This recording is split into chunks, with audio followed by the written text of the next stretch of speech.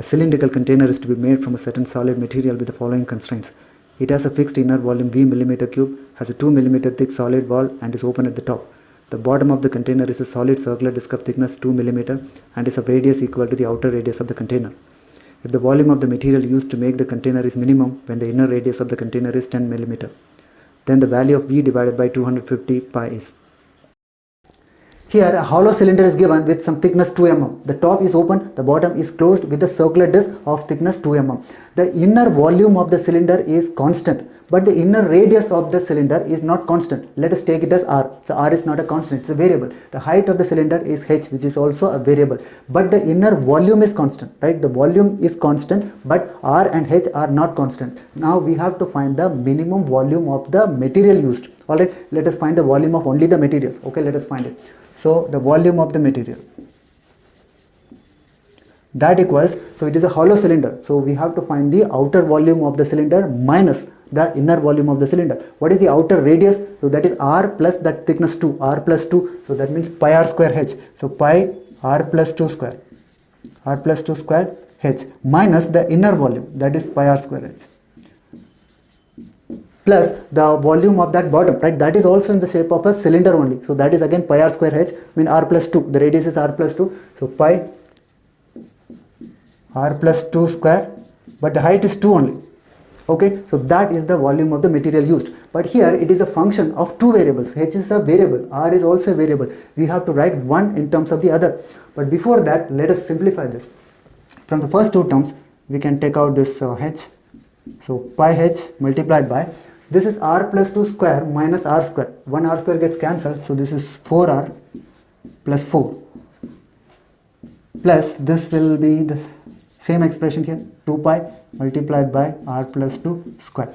So here we have to write this h in terms of R, because two variable, we can't find the derivative. So we have to write h in terms of R. How will you do that? It is given that the volume V, so V is the volume, right? The inner volume, right? That is a constant. So V, so that equals, what is the inner volume? So that is pi R square h. That will give you the value of h. H is equal to, so V divided by pi R square. So this can be used here. So we've written h in terms of R. So substitute here. So we will get pi h, or pi h equal to V divided by R square. V divided by R square. 4 can be taken out. So this is R plus 1 plus this can be kept as it is, R plus 2 square. Okay, so this is our required function. So let's simplify this further. So this is 4V multiplied by 1 by R plus 1 by R square multiplied plus 2 by R plus 2 square. So this is the function of only R. Let us take it as R. So this is our required volume of the material used. So that is taken as f of R. To find the derivative, so as usual we have to find, we find the derivative and equate that to 0 to find the maximum or minimum value. Okay, let us find the derivative. So f dash of R, so that equals, so this is a constant 4V multiplied by, this is minus 1 by R square, this is R to the power minus 2, so minus 2 divided by R cube. So this will be 4 pi multiplied by R plus 2. So this is the derivative of the function. So let us equate that to 0. But we have to solve this to find the value of R. But R is already given, right? The volume will be minimum when R is 10. So that is given in the question itself. So that means this becomes 0 when R is 10. So let us directly substitute the value of R. R is 10. So substitute here. So this is minus 4V 1 by say 100 plus 2 divided by R cube, 10 cube, 1000 plus 4 pi multiplied by, so R plus 2, that is 12. Okay, so that equals 0. Let us simplify this. Okay, so take this to the other side. So we'll get 4B divided by 1000 multiplied by, so this will become 10, 10 plus 2, so that is 12. That equals, so that value 4 pi multiplied by 12. Okay, so let us cancel the terms. So 12 gets cancelled, 4 gets cancelled. That means our required value of V is, so this one, pi multiplied by 1000. This is the volume. Okay, done. That means what we want to find here is V divided by 250 pi. So that means, so you divide this by 250. So this is pi multiplied by 1000 divided by 250 pi. So if you do the simplification, pi gets cancelled, so 4, that's all. So 4 is the required answer, V divided by 250 pi. So that has value, this 4. So that's it, right? Very simple here. See, but the expression is complicated, but the simple idea, so volume we find and we want its minimum value. So for that the derivative. But it is already given that the minimum occurs when the value of R is 10. So that means the derivative will become 0 when you substitute R 10. That's what we have done. Substitute R value 10. So the derivative becomes 0. Using that we found the value of V. Okay. So V divided by 250 pi. So that has value 4. Okay. Yeah.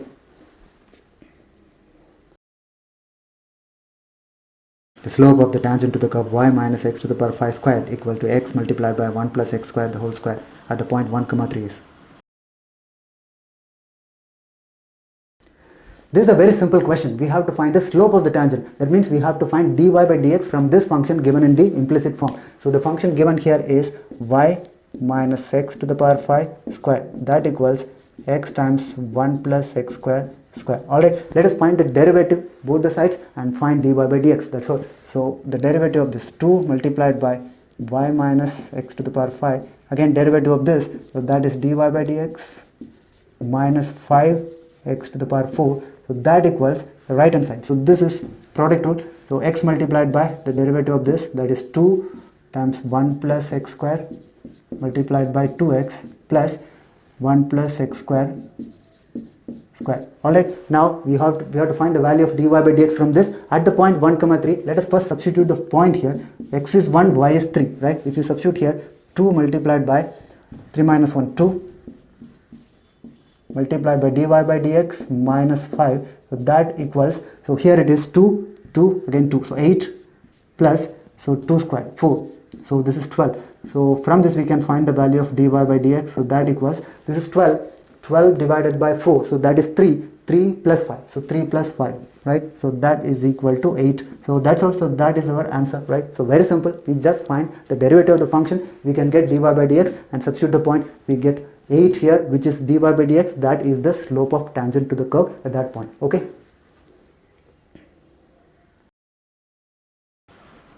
Let f and g from minus 1, 2 to r be continuous functions which are twice differentiable in the interval minus 1, 2. Let the values of f and g at the points minus 1, 0 and 2 be given in the following table. In each of the intervals minus 1, 0 and 0, 2, the function f minus 3g double dash never vanishes. Then the correct statement is. Here some information is given about the functions f and g. Using that we have to find the number of roots of f dash of x minus 3 times g dash of x equal to 0. Now let us assume that this function h of x equal to this one, f of x minus 3g of x, because its derivative is what is asked in the question. So let us take this function to be h of x. Alright, now what is h of minus 1? See, these values are given in the question, minus 1, 0 and 2. So let us find h of minus 1. So that is f of minus 1 minus 3 times g of minus 1. So that is 3 minus 0. So 3 is the value of h of minus 1. Okay, so h of minus 1. Similarly, we will find h of 0. Again we can do the substitution, right? So f of 0 minus 3 times g of 0. So these values are given again. So that happens to be 3 again. So h of 2 is also 3. Which means the function h of x has same value 3 for these values minus 1, 0 and 2. So let us draw this roughly, so to get an idea. So at minus 1, 0 and 3. So at these 3 values h of x has the same value, right? So 2 here. So h of 2 is 3. Suppose this is 3. H of 0 is also same value. So same value. So we can draw the function something like this. Okay. Now that means what? Between 0 and 2, okay, there is a point at which the derivative of h of x becomes 0. Alright, similarly between minus 1 and 0 there is a point at which the derivative of h of x becomes 0. So we are simply using Rolle's theorem, right? Geometrically Rolle's theorem is that only, right? So the value of the function is same in at 2 points, but between these 2 points there will be some point at which the derivative becomes 0. So suppose this you take some alpha, this is beta, which means, so we can conclude that h dash of x equal to 0 has roots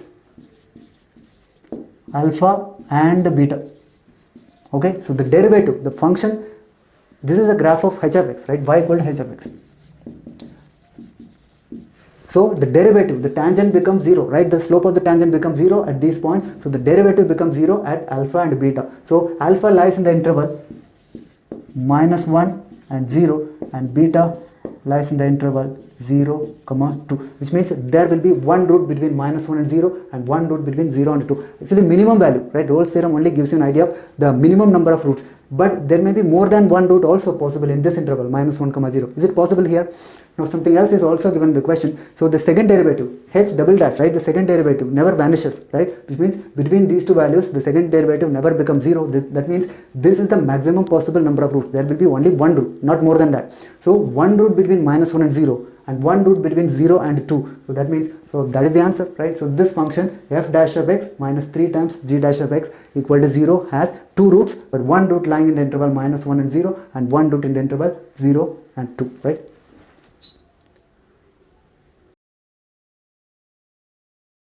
For every pair of continuous functions f comma g from 0 comma 1 to r such that maximum of f of x where x belongs to the interval 0 comma 1 equals maximum of g of x where x belongs to the interval 0 comma 1, then the correct statements are. This is again a very simple question. We have two functions f and g having same maximum value in the interval 0 comma 1. So let us draw these functions, right?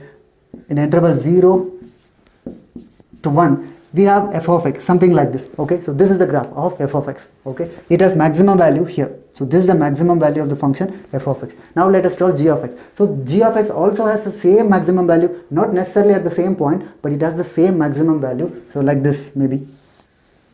So it has the same maximum value. So the maximum value of f and g are same. Now from the graph we can understand that there will be a point between 0 and 1 at which these two curves intersect. That means the value of the function f and g, these two values are equal. So C is the point at which f of x and g of x are equal. That means f of c equals g of c, right? From the graph we can understand that these two curves will definitely intersect.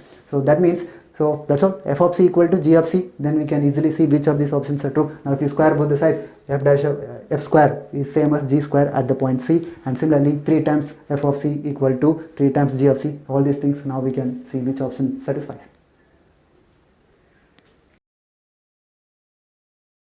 A vertical line passing through the point h, 0 intersects the ellipse x squared by 4 plus y squared by 3 equal to 1 at the points p and q. If the tangents to the ellipse at p and q meet at the point r, if delta h equal to area of the triangle PQR, delta 1 equal to maximum of delta h, delta 2 equal to minimum of delta h, then 8 divided by root 5 delta 1 minus 8 delta 2 is equal to. Here the equation of an ellipse is given, and there is a point h, 0 through which we draw a vertical line. This line intersects the ellipse at two different points. At these 2 points we draw two tangents. These two tangents and this chord enclose a triangle. We have to find the maximum and minimum value of the area of the triangle. Alright, so this ellipse is the standard ellipse, right? That means the center is at origin. So this is the ellipse, and at a point h, 0 which lies on x-axis, right, we draw a vertical line. And this line intersects the ellipse at this point. We draw tangents at these points, and we have a triangle. These tangents will intersect on the x-axis only. Okay, now the point where it meets, okay, this ellipse, so that point is on the ellipse. So any point on the ellipse can be taken as a cos theta comma b sin theta. So parametric equation of ellipse, right? So this is any point on the ellipse. So here h value, the x coordinate of this point and this point are equal. That means h equals a cos theta. Or we can write cos theta from this. Cos theta equals h divided by a. So h divided by a. But a value is known from the equation of ellipse, right? X squared by a squared. So a squared is 4. So a is 2. So cos theta is h by 2. And also it is given that h lies between, okay, 1 by 2 and 1. That means cos theta, a cos theta also lies between 1 by 2 and 1. So that means cos theta lies between 1 by 2a to 1 by a. So that means cos theta lies the interval 1 by 4, okay, to 1 by 2. So this is the range in which cos theta should lie, okay. So we can use it later whenever required. Now let us find this point. How will you find this point? First of all, we will write the equation of this tangent, okay. Let us write the equation of this tangent, and where the tangent intersects x-axis, so that is this point. So what is the equation of tangent? So the equation of tangent has formula at a point theta, so that is x by a cos theta plus y by b sin theta equal to 1. So that is the equation of the tangent at the point theta that intersects x-axis at say some point p. So P is the point of intersection. To find the point P, we have to just substitute the value of y to be 0 because it is on x-axis. If you substitute y value 0, we will get x a divided by cos theta. Okay, so a by cos theta is the x coordinate. Okay, so we've got the point P. Now we have to find the area of the triangle. So let us find the area. For finding the area, so let us take this to be the base, half multiplied by base height. Okay, what is the base length? So that is twice of the y coordinate of this point. The y coordinate of this point is b sine theta. So this is twice of that. So 2b sine theta. So that means half base. Base is 2b sine theta multiplied by height. So this is the height of the triangle. Okay, so what is this length? So from origin to the point P, that distance is a by cos theta, that is x coordinate. A by cos theta is this distance and this distance is h. So that difference will give you the required height. So this is a by cos theta and this is h. So subtract it. So that means this is a by cos theta minus h. But h value is already known. So what is the value of h? A cos theta. So a cos theta. So that's all. So let us simplify this. Our required area here is so AB sine theta. AB, okay, sine theta divided by cos theta, right? You can multiply this inside. So sine theta divided by cos theta. So that can be written as tan theta minus sine theta multiplied by cos theta. So that can also be written as half sine 2 theta, because sine 2 theta, as you know, is 2 sine theta cos theta. So this is the function A, right, area. But we want to find its maximum value and minimum value. Okay, yes. Now we have to find the derivative and equate it to 0. Alright, so let us find the derivative, equate it to 0 to get the point at which this function can be maximum or minimum. So dA by d theta. So that is AB multiplied by, so this is secant square theta, the derivative of tan theta, minus 2 sine, okay, so cos 2 theta. Okay, that's it.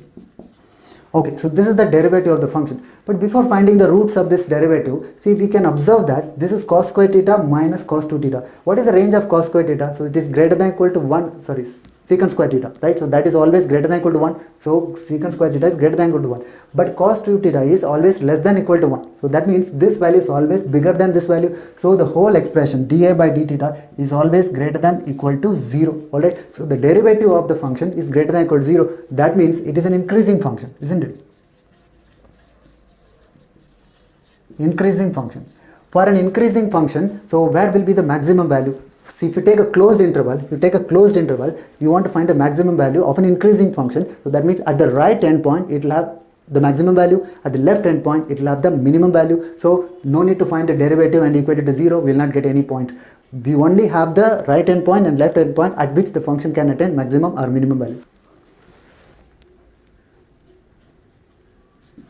So for maximum value, okay, we have to substitute the value of cos theta to be, okay, so for maximum we have to substitute the value of cos theta to be 1 by 4, not 1 by 2 actually. So for maximum we have to substitute 1 by 4. So for maximum value of theta, okay, we will get the maximum value. But here cos theta is a decreasing function. For the smaller value we will get the maximum value. For a bigger value we get the minimum value. Do you understand? So we substitute cos theta equal to 1 by 4 to get the maximum value of the function. So that is denoted by delta 1. So delta 1 is the maximum value. So that has value. So simply substitute. So this area AB multiplied by tan theta. Okay, AB multiplied by tan theta. But cos theta is 1 by 4. What is the value of tan theta? That can be found, right, using triangle. Cos theta is 1 by 4, right? So that means this is adjacent side divided by the hypotenuse. So that means the value of tan theta is square root of 16 minus 1. So that is root 15 divided by 1 minus, this is sin 2 theta, 2 sin theta cos theta, sin theta multiplied by cos theta. So that means, so cos theta is 1 by 4, so sin theta is root 15 divided by 4 and cos theta is 1 by 4. So if you simplify this, and also we know the values of a and b, right, from the equation of ellipse. So a is 2 and b is root 3 and this is 16 minus 1. So that is 15 root 15 divided by 16. This is the value of delta 1. Similarly, we can find the value of delta 2 by substituting, so minimum value. So minimum value when cos theta is equal to 1 by 2. Okay, so let us substitute to get the value of delta 2. So what do you get? Tell me. AB multiplied by, so A value is again 2 and B is root 3 multiplied by tan theta. Okay, cos theta is 1 by 2. So that means the theta is 60 degrees. So that means tan theta is root 3. So root 3 multiplied by minus, And then here sin theta cos theta. So sin theta is root 3 by 2, cos theta is 1 by 2, so root 3 divided by 4. Okay, so that's all. So this will give me the value. So 2, this is 3 root 3, so which means 2 root 3 multiplied by 3 root 3 divided by 4. So that gives the value. So 9, 2, this is 2. So this is 9 by 2. So that is the value of delta 2. So we've got delta 1 and delta 2. So what is asked in the question is this one. So 8 by root 5 multiplied by delta 1 minus 8 delta 2. We have to just substitute the values of delta 1 and delta 2. That's it. So what is delta 1? So this value multiplied by 8 by 5. So 16, 16, that gets cancelled. And root 5, if you divide root 3 times root 3, that is 3 multiplied by 15. So that is, alright, so 45 minus 8 multiplied by delta 2. So 9 by 2 multiplied by 8, that is 4 times 9, that is 36. So we get the answer 9. That's all. So 9 is the answer, which is the value of 8 by root 5 delta 1 minus 8 delta 2. So that is our required answer.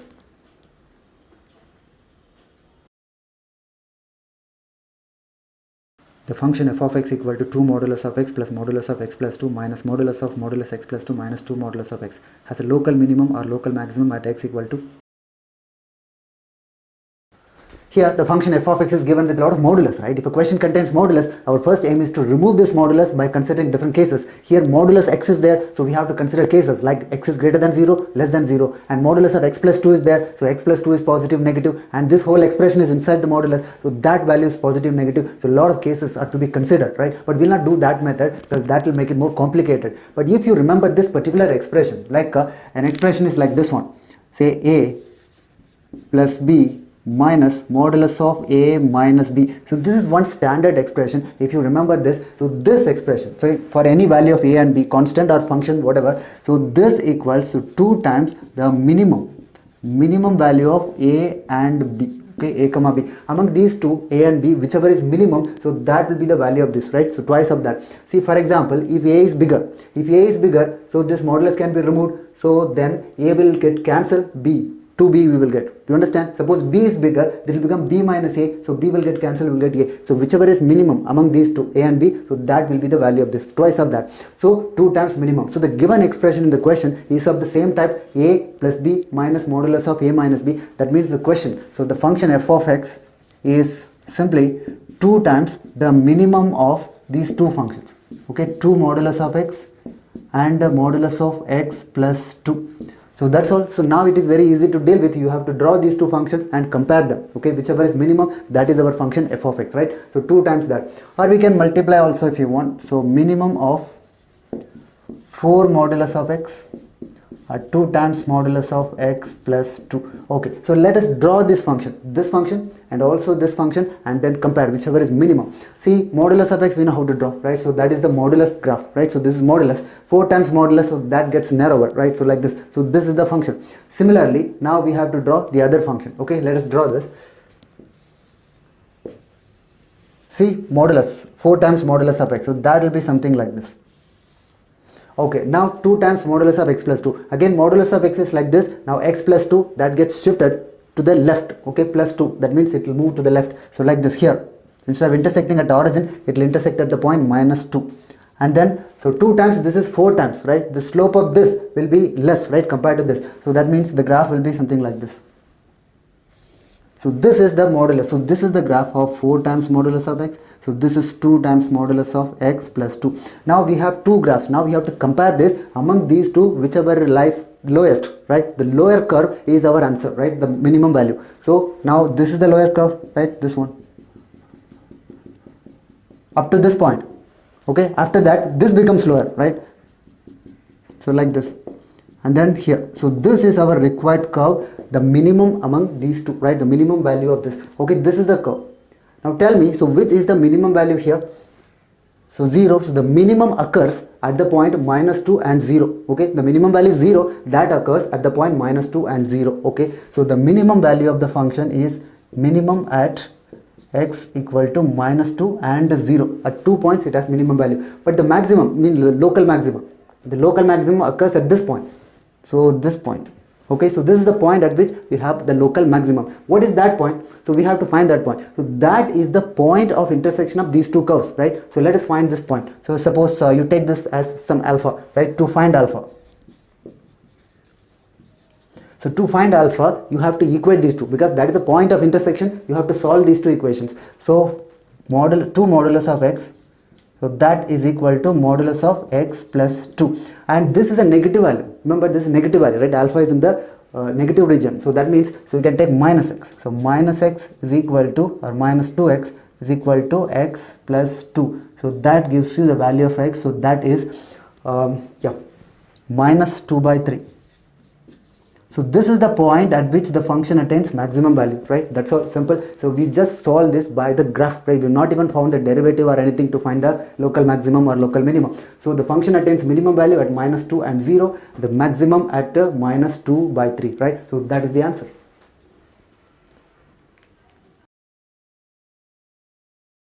A rectangular sheet of fixed perimeter with sides having their lengths in the ratio 8:15 is converted into an open rectangular box by folding after removing squares of equal area from all 4 corners. If the total area of the removed squares is 100, the resulting box has a maximum volume. The lengths of the sides of the rectangular sheets are. Here we have a rectangle with sides in the ratio 8:15. That means we can assume the sides to be 8k and 15k for some value of k. Now from this rectangle, we remove squares of equal size from the 4 corners. Then fold this over, you will get an open box. So that is in the shape of a cuboid, right? We have to find the volume of this cuboid and find its maximum value. Alright, let us find the volume. Now the side of the square that is removed, so that is taken as x. That means what is the length, breadth, height of the cuboid? So length equals, the total length is 8k minus 2x, x 2x, so 8k minus 2x, so that is the length. Similarly breadth, that is 15k minus 2x. Similarly the height is x. Do you understand? So we got length, breadth, height, so we can find the volume. So volume of the cuboid, so the volume of this cuboid, so that is length multiplied by breadth, that is 15k minus 2x multiplied by 8k minus 2x and x, right? Length, breadth and height. Okay, now this is the volume whose maximum value we need to find. So first of all, we will simplify this. We'll multiply this, right? 2x, so 4x square, so 4x cube minus, so that is 23, so 46k x square, 8 multiplied by 50, that is 120 k square x. So this is the volume whose maximum value we need to find. So we'll find the derivative, so dv by dx. So that gives 112x square minus 92kx plus 120k square. So this is the volume, right? The derivative of the function whose maximum value we need. So equate this to 0, right? The derivative is 0. So if you solve this, right, we will get the value of x, right? The value of x for which it is maximum. Okay, so let us simplify this. So we can take this 4 common, right? So then it will become 3x square minus 23kx plus 30k square equal to 0. So the solution of this equation is our required value of x, but the value of x is already given in the question, right? It is given that the sum of all the areas of the 4 squares, so that is given to be 100. That means what is the area of 1 square? So we have taken the side to be x. That means the area is x square. X square is the area of 1 square. Now we want the area of all the 4 squares, that is 4x square. So we know that 4x square equals 100. That means x is 5. So 5 is the value of x for which this becomes 0. That means the volume is maximum. Do you understand? So 5 is the solution of this equation. Or if you solve this equation, we'll get the value of x of 5. Or 5 is the solution of this. So 5 will satisfy this equation. Substitute 5 here. So the value of x is 5. X is 5.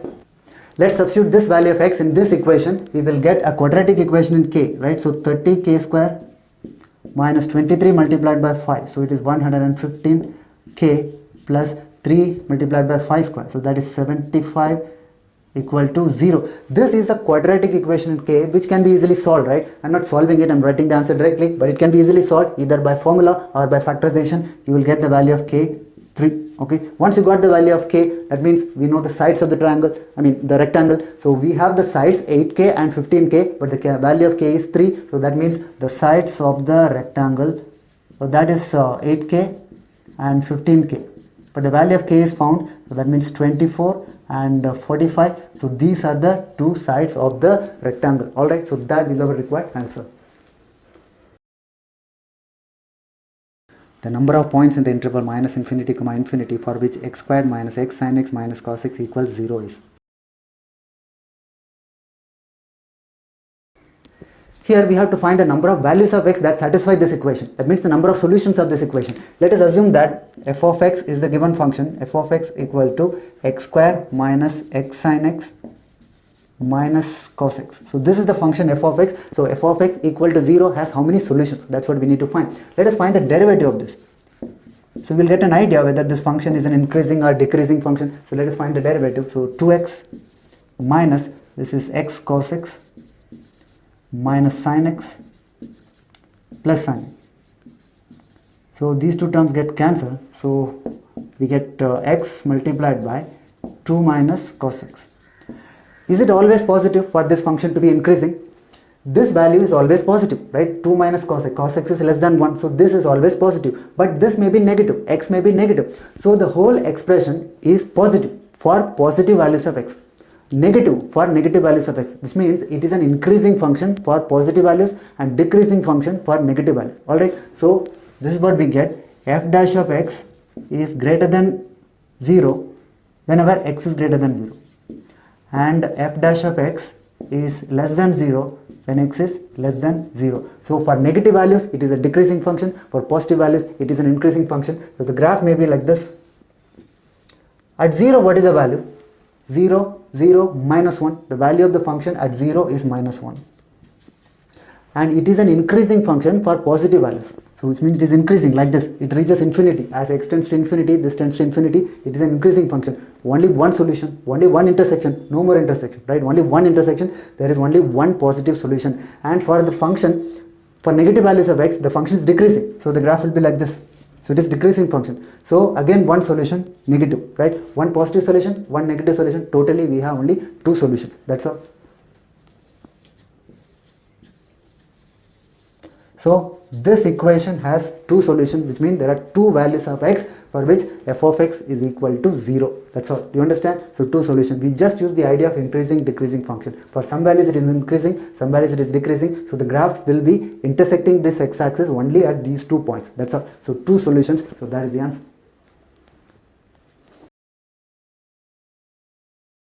Let the function f from R to R be defined as f of x equal to modulus of x plus modulus of x squared minus 1. The total number of points at which f attains either a local maximum or a local minimum is.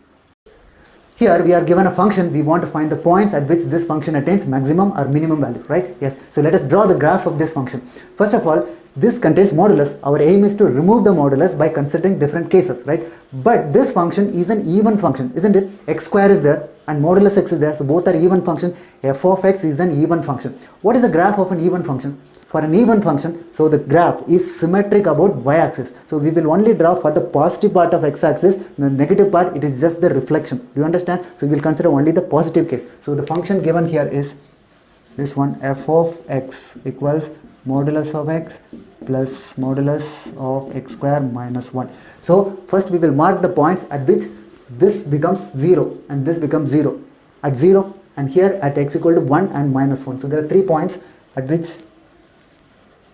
0, 1 and minus 1. Okay, now we will not consider the negative region, only the positive part, right? So like we discussed, so it is an even function, so only positive value is required first, then you can take the reflection. Now from 0 to 1, when x lies between 0 and 1, what is the function f of x? See, when x is greater than 0, this is positive, x is positive, so modulus of x is simply x. But x square minus 1 is negative because x is less than 1. So x square minus 1 is negative. So we will write minus of x square plus 1. Okay, so negative of this value. Okay, so this is the function when x lies between 0 and 1. Now when x is greater than 1, this is positive. This is also positive. So the function for values of x greater than 1 is x plus x square minus 1. Okay, so this is the function. Okay, now what we do, let us draw the graph. But what is the value of this function at 0? At 0, the value of the function is 1. At 1, what is the value? So 1 minus 1, 0, plus 1, 1 again. And also this function is a quadratic expression with the leading coefficient minus, right, negative. So that means it is an upward curve like this. Okay, so it is a convex curve like this because see, let us find the derivative. F dash of x equal to 1 minus 2x. So if you equate it to 0, if you equate this to 0, we'll get x equal to 1 by 2. That is the point at which the function can attain maximum or minimum value. See, we can find the second derivative. So the second derivative is negative, right? Minus 2. That means this function attains maximum value at that point. So this 1 by 2 is the point of maximum. Okay, so at 1 by 2 the function attains maximum value. Okay, yes, done. So we've drawn this part. Now here f of x is x plus x square minus 1 in this region. Now let us find the derivative here just to get an idea. So 1 plus 2x. So 1 plus 2x is always positive, right? Because x is already greater than 1. 1 plus 2x is always positive. So that means it is an increasing function. For an increasing function, so the graph may be something like this. Okay, it is an increasing function. So no minimum or maximum when x is greater than 1. Okay, we have drawn the curve for positive values of x. Now we will draw the curve for negative values of x. So that is just a mirror image, right? Take the reflection, mirror image. So here like this. Okay, so that's it. Now again it attains maximum value at the point minus 1 by 2 also, because of the symmetry. So now, so that's all. So this is the curve we have drawn for all the values. Now at 1 it attains minimum value. At 0 also it attains minimum value, I mean the local minimum. At minus 1 it attains again minimum value. It attains maximum value at the point minus 1 by 2 and plus 1 by 2. So that's all. So that is the answer. So the function attains maximum value at x equal to 1 by 2 and minus 1 by 2, and it attains minimum value at x equal to, so these values, so minus 1, 0 and 1. So totally there are 5 points at which the function can be minimum or maximum. Okay.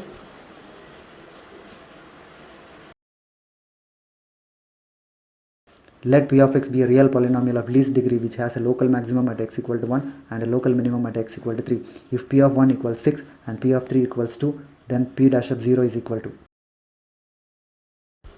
Here a function p of x is given to have maximum and minimum values at 1 and 3. So that means the derivative of the function has roots 1 and 3, because for maximum and minimum values the derivative becomes 0. So the derivative becomes 0 at 1 and 3. So the derivative has roots 1 and 3. See, the derivative of the function which is p dash x.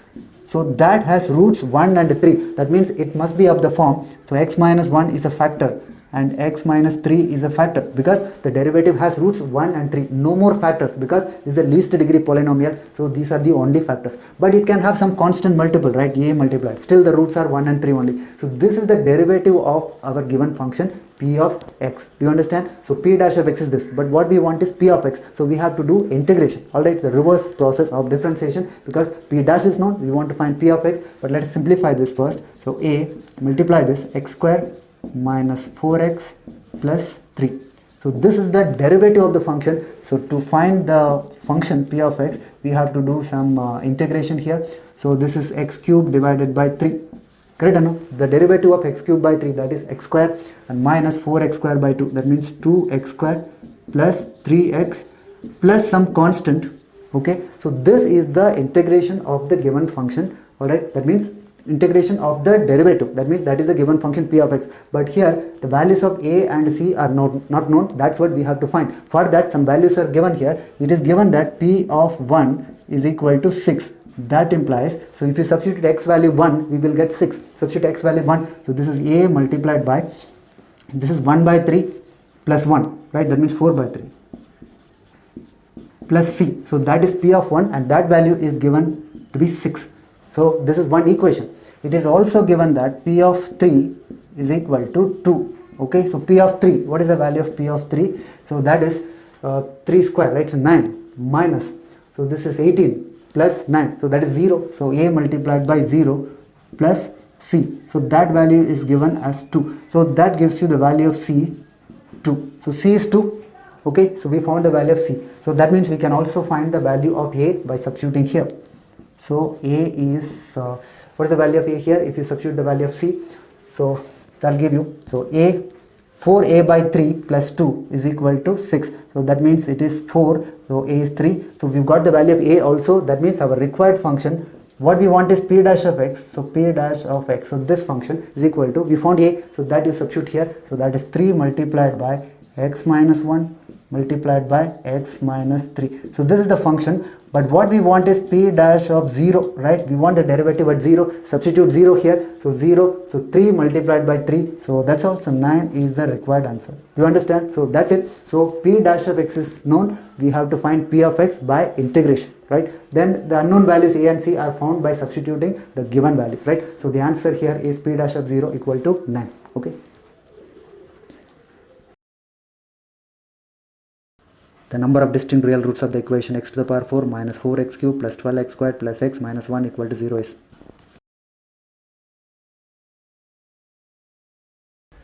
Here we have an equation, we have to find the number of real roots of this equation. This is a fourth degree equation, so it can have at most 4 real roots or 2 real roots or 0 real roots. It cannot have 1 or 3 real roots. As we know, the number of imaginary roots of an equation is always even. Imaginary roots always occur in pair. So here the number of real roots is even. So it can have 4 or 2 or 0 real roots. Alright, so let us find exactly how many real roots are there. So the function given here, let us take it as f of x. So that is x to the power 4 minus 4x cubed plus 12x square plus x minus 1. So this is the function given. Let us find the derivative to check whether it can be an increasing or decreasing function.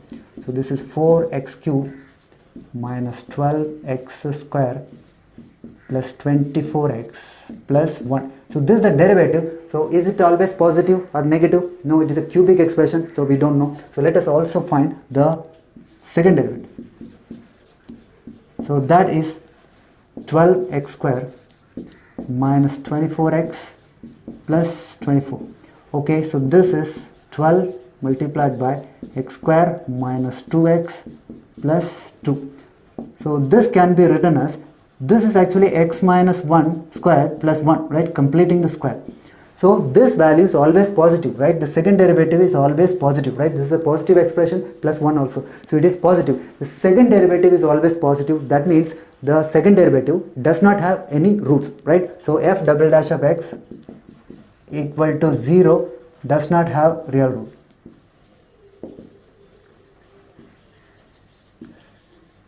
So second derivative, that does not have any real roots. That means what about the first derivative? F dash of x equal to 0 has at most one real root.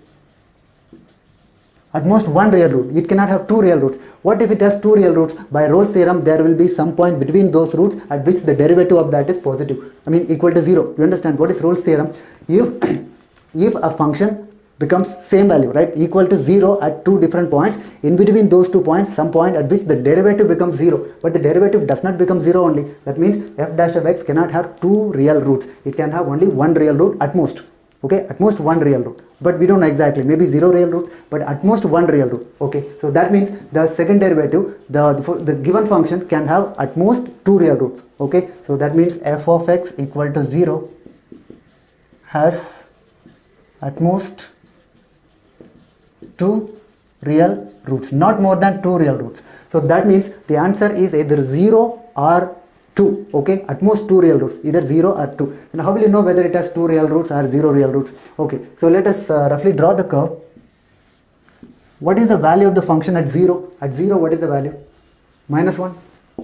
So minus 1 is the value of the function at 0. Now tell me, as x tends to infinity, what is the value of the function? When x tends to infinity, x to the power 4, so that tends to infinity. So that means when x tends to infinity, the function becomes infinity, positive infinity. So definitely the curve will intersect x-axis at some point, right, as it is a continuous function. So this will definitely cross x-axis. There is definitely one root. Okay, so not 0 definitely. That means the answer must be 2. If there is one real root, there must be another real root, because the number of real roots is even. So the number of roots must be 2, not 0. So that implies, so there are two real roots. Do you understand? So we used two concepts here. So using this concept of the second derivative equal to 0 does not have any roots. So using that, we concluded that f of x cannot have more than two real roots. Okay, so either 2 or 0. But using this idea, we proved that there is at least one root. That means there must be two real roots. Okay, so two real roots.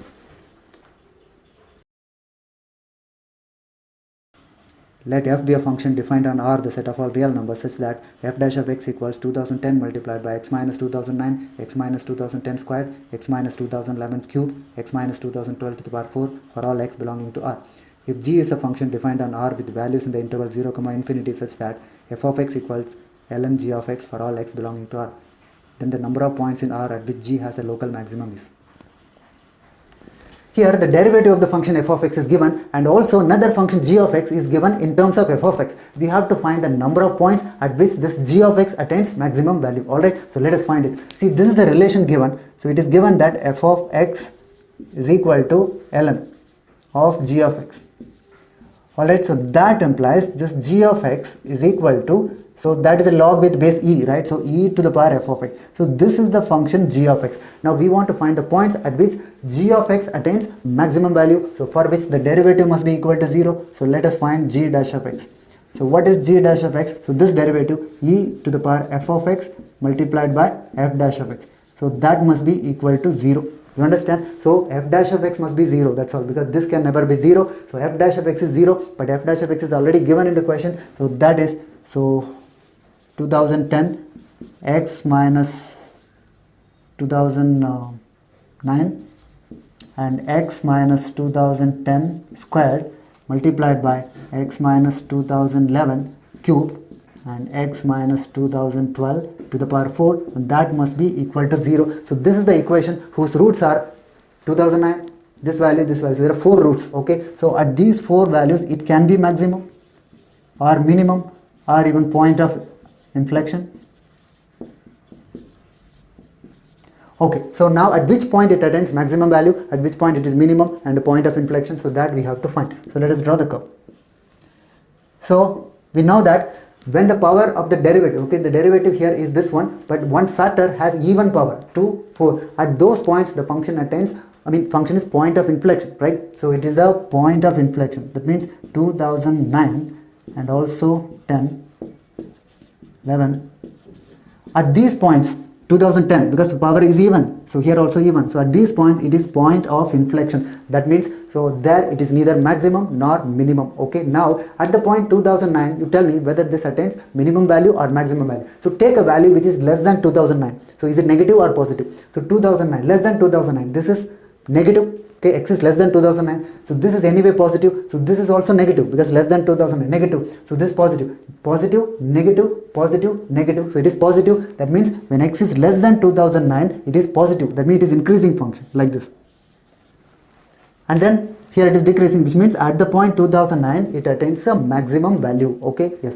Now similarly at the point 2010 it is neither maximum nor minimum. That means it doesn't go up, again it comes down. Okay, and at 2011, so is it maximum or minimum? Take a value which is little less than 2011. Okay, less than 2011. That means this is negative and this is positive, right? 2011. So this is positive, positive, positive, negative, and this is positive. So that means the whole value becomes negative. So that means it is a decreasing function.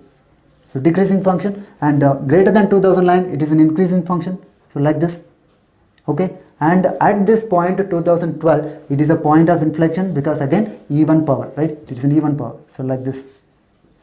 So that means this function becomes, okay, this is the point of inflection, 2010, 2012, these are points of inflection, and then 2011 is the point of minimum and 2009 is the point of maximum. Alright, so that means it attains maximum value at this point only, right? 2009, and minimum value at the point 2011. Okay.